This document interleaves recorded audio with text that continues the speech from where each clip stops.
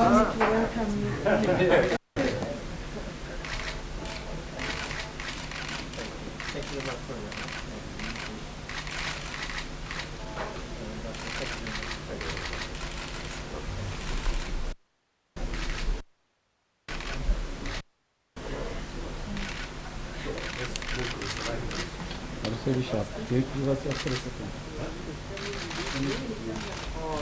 From the airplane, it looks beautiful. Just wondering how preparations for World Cup is going on. You know that Korea also hosted World Cup.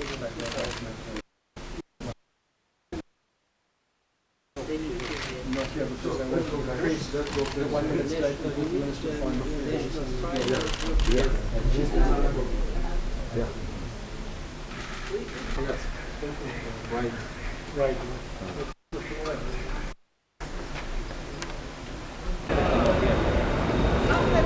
Just a delegation.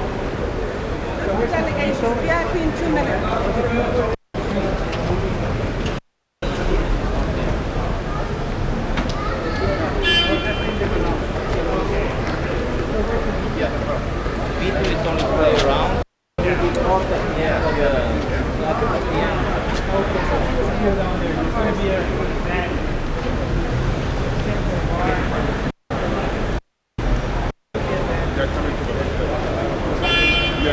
Here. What do you got, man? Yeah.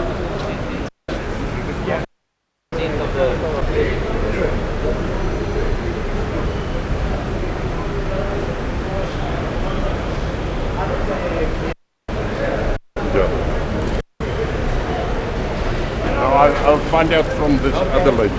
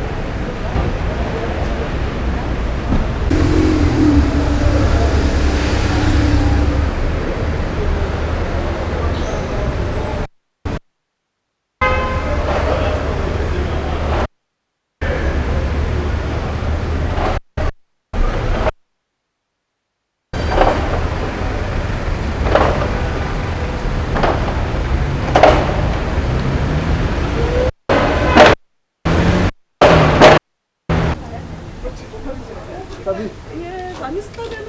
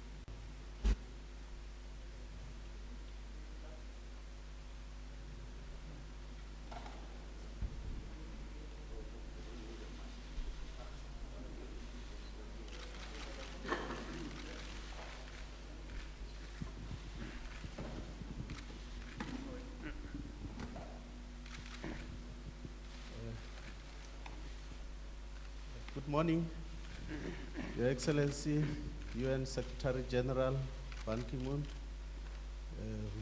Your Excellency President Kgalema Motlanthe, and ladies and gentlemen, as you all know, President Motlanthe hosted His Excellency Ban Ki-moon, the Secretary General of the UN. They had their meeting this morning and they've just concluded their discussions. So they will speak to you very briefly about their discussions, and then we will allow media to ask questions. We don't have a lot of time, so I'll request that when time, and we'll try to answer your questions. Over to you, Mr. President. Morning, ladies and gentlemen of the Fourth Estate. This morning we had our discussions with the Secretary General of the UN. We are honored that he chose our country as his first port of call on his trip into Africa. We compared notes on important issues regarding the flashpoints on the continent of Africa.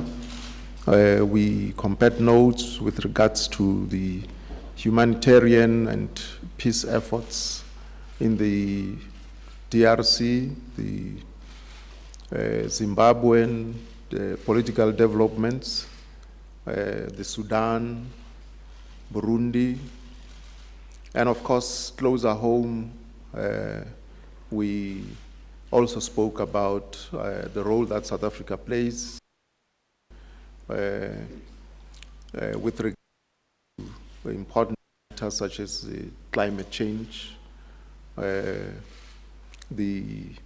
impending G20 summit that would be held in April in England.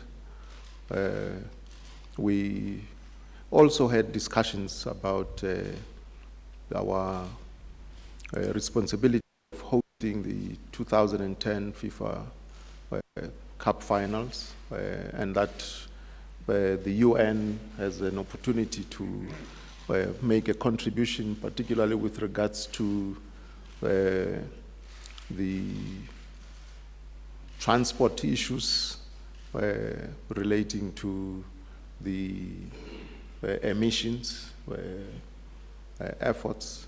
So these are some of the important matters that we discussed and compared notes on. And with these brief remarks, I would like to invite the Secretary General to make his remarks. Over to you, sir. Thank you very much, Mr. President. Good morning, ladies and gentlemen of media. Sawubona. It's a great pleasure for me to be here on my first visit to South Africa as the Secretary General of the United Nations. And I thank President Motlanthe and government of South Africa for the warm welcome and the kind hospitality provided to me and to my delegation. South Africa holds a particular place in the United Nations family because of our long engagement against apartheid in support of the struggle of the South African people. That particular place has sustained the test of time, as South Africa is today an important partner for the United Nations because of the major role South Africa plays in peacemaking, peacekeeping, and peace-building efforts.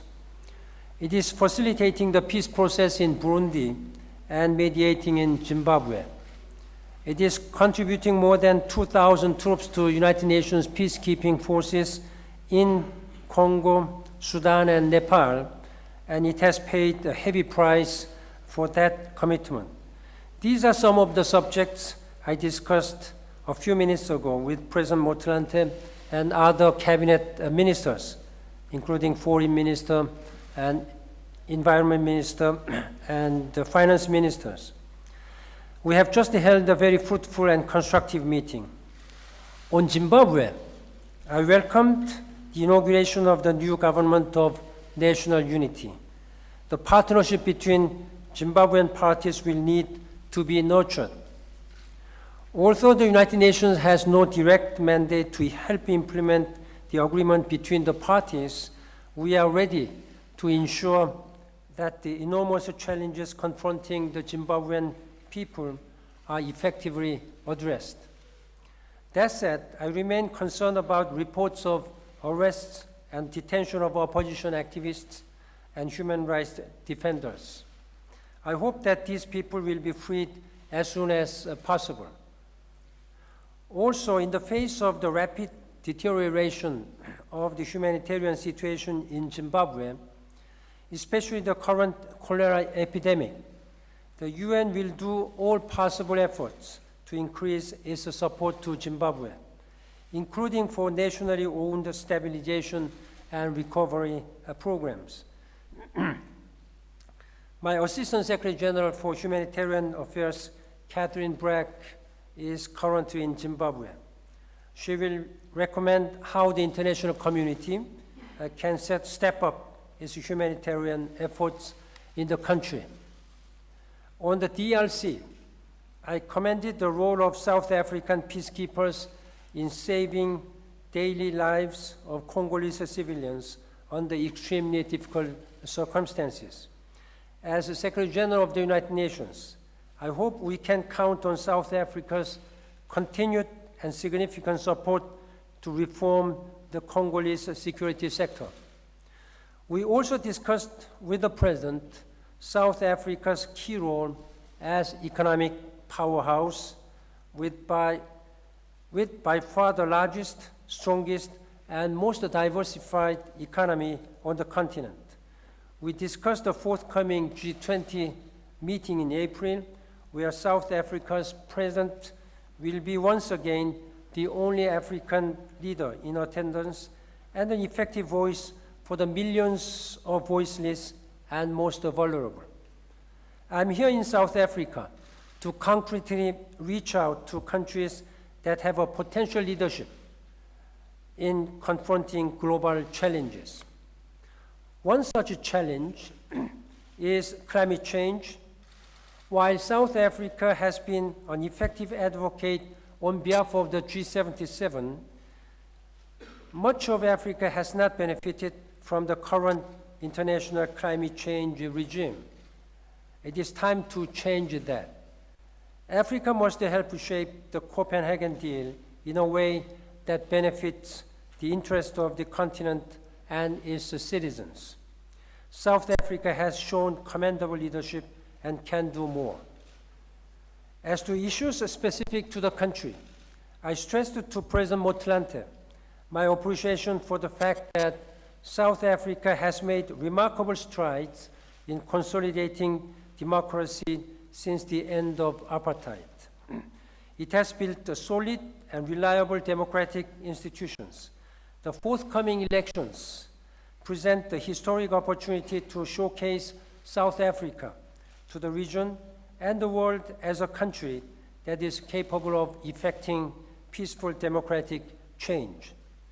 But perhaps more importantly, I wish the best of luck to the Bafana when they set out next year to become, hopefully, the first African football champion of the world, as they have done so in rugby.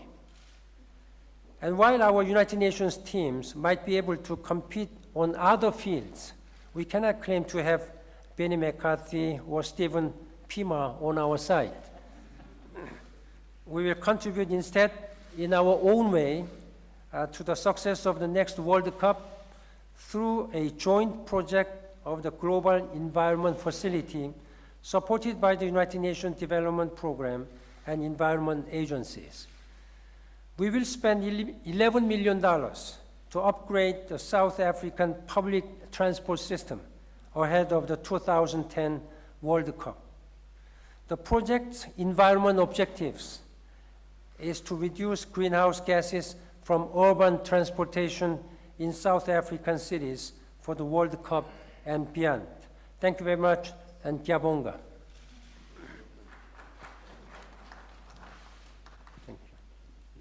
All right, we are now ready to take questions. Who wants to start? And as I said, we don't have a lot of time, so if you can be brief with your question. Start with you, Peter. Peter Biles, BBC News. You've expressed concern about the plight of those in Zimbabwe who are still detained. I just wonder how both of you feel this might be undermining the global political agreement.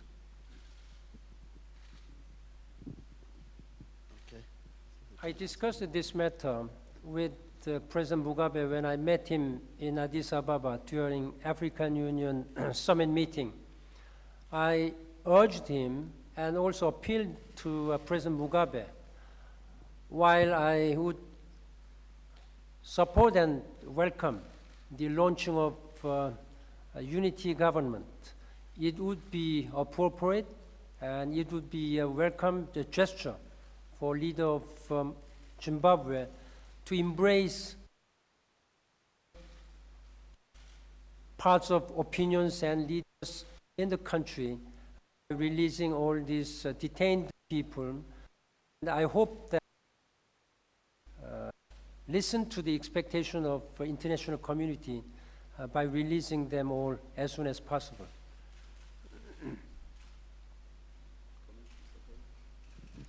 Well, I was assured by Prime Minister Tsvangirai when I met him last week that this matter is high on their agenda and they are attending to it. And he assured me that in his discussions with President Mugabe, they had agreed that all the detainees should be granted bail on their own cognizance. John Halpern, AP. Was there discussion also of the many Zimbabwean refugees pouring over the border into South Africa, perhaps easing immigration restrictions so that they can stay longer, and how will South Africa respond? Well, as the South African government, we've been taking a benign attitude towards the movement of people between the two countries as a way of alleviating the very dire conditions in Zimbabwe. And that is why we've invested our efforts in ensuring that we support, because its primary task is to stabilize the situation and create conditions for all of these Zimbabwean refugees and Zimbabweans in the diaspora to return home. Okay. Next question. I know that I really appreciate the government of South Africa for accommodating those refugees coming from Zimbabwe. I know that it would be a huge challenge economically and politically and socially to accommodate so many refugees at this time. In that regard, I really appreciate President Motlanthes, very generous and providing all human rights and humanitarian assistance. I have dispatched the senior advisor on humanitarian affairs, Catherine Bragg. She is currently in Zimbabwe. She met President Mugabe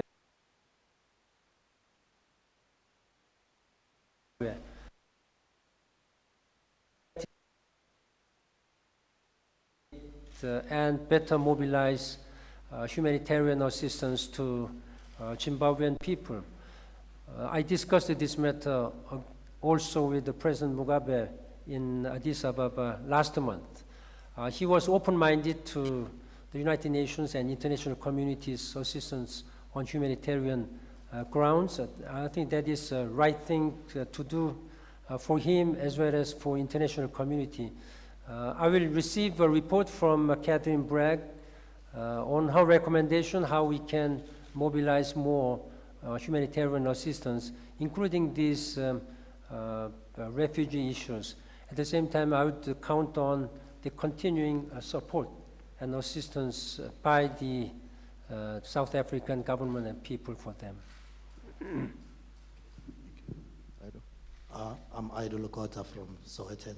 So I think there's a little bit of concern about the situation in Zimbabwe in the context that given the global meltdown, the focus wouldn't be on Africa now, especially with other Western powers.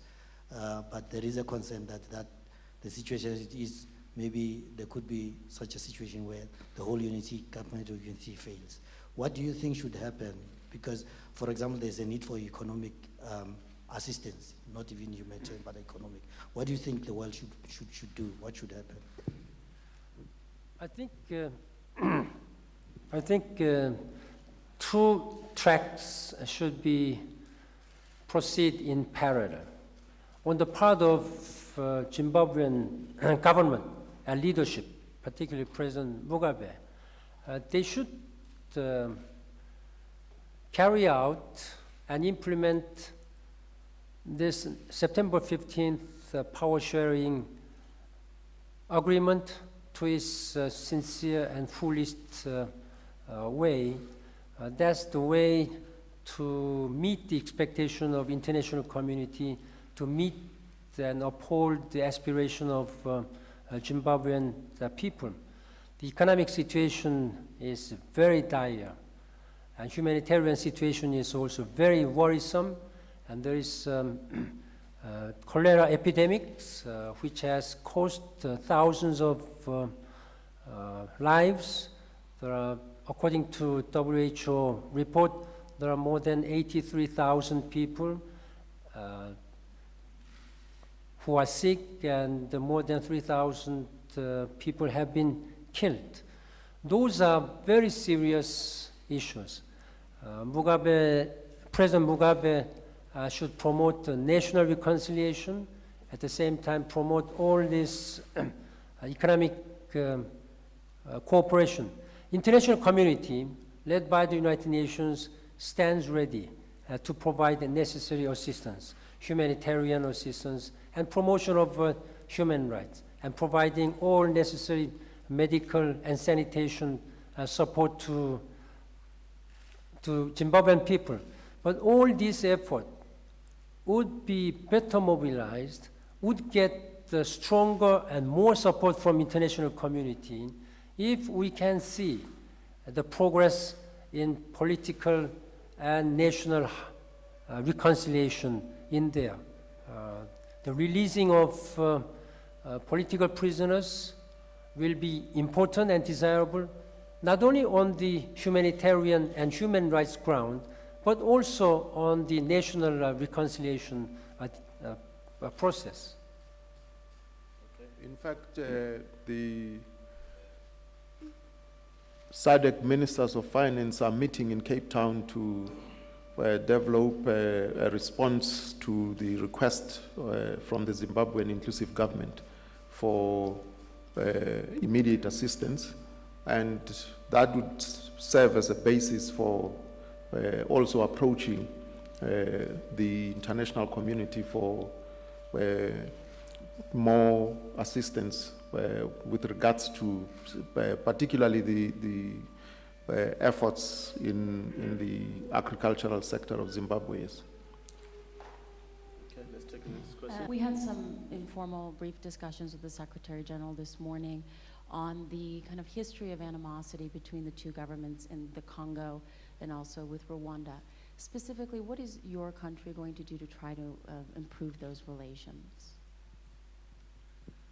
Well, besides the role that we play through MONUC in the DRC, we have, as SADC, as you know, we chair SADC at this point in time, facilitated interaction between President Paul Kagame and Kabila, and we compared notes with the Secretary General about the intractable issues that underpin this conflict. We are in agreement that in the short term, the efforts are aimed at ensuring that there is cessation of hostilities and that the presence of the genociders, the Interahamwe in the North Kivu area, should be addressed, as well as the finalization of the status of the Congolese citizens of Tutsi origin. That's one of the issues that needs to be addressed in order to lay down a foundation for everlasting peace between the two countries.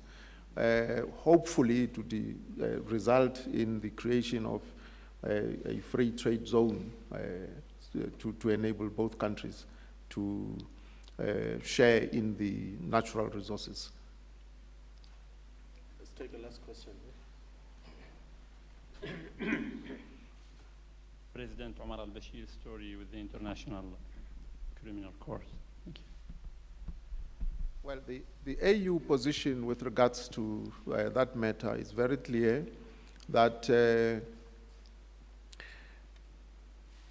former President Mbeki has been appointed to lead a process of finding comprehensive solution to the conflict in the Darfur, and also to address the issue of impunity at the judicial level. And he is already in touch with the ICC prosecutor, because the AU has called for deferment of the prosecution in order to allow time for these efforts to produce the desired results. That's the position that we have adopted here. Perspective as the Secretary General of the UN, as everybody knows, the pretrial chamber of ICC has announced that they would render decision on March 4th. So we are awaiting that decision. As the Secretary General of the United Nations, I hope that whatever the decisions it may be, the President of Sudan, Mr. Bashir, should react responsibly to the decision of ICC and also address the issue of peace and security in that region. When I met him in Addis Ababa, I urged him that he should ensure safety and security of United Nations personnel and civil population, and he should also keep his commitment on implementation of comprehensive peace agreement. That's what he needs to do.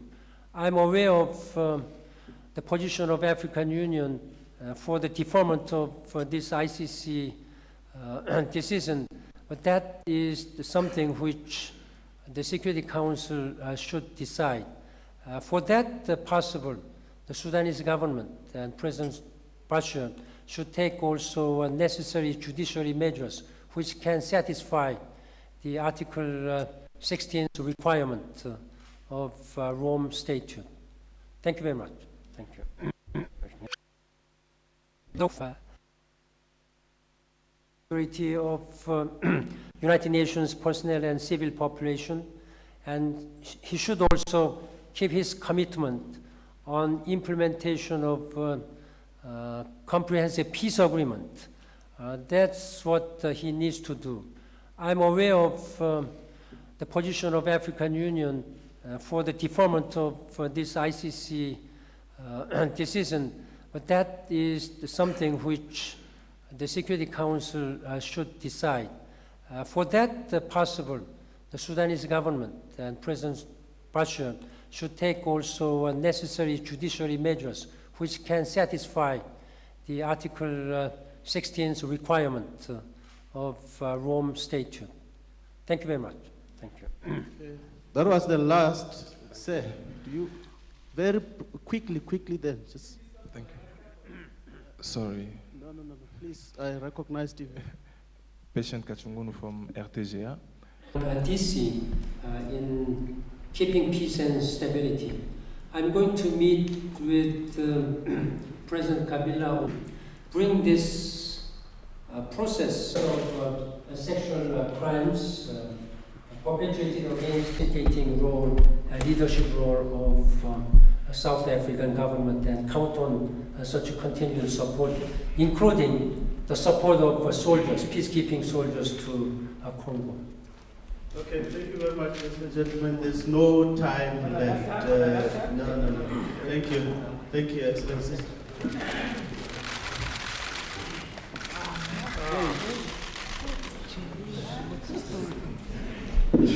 Totally insane.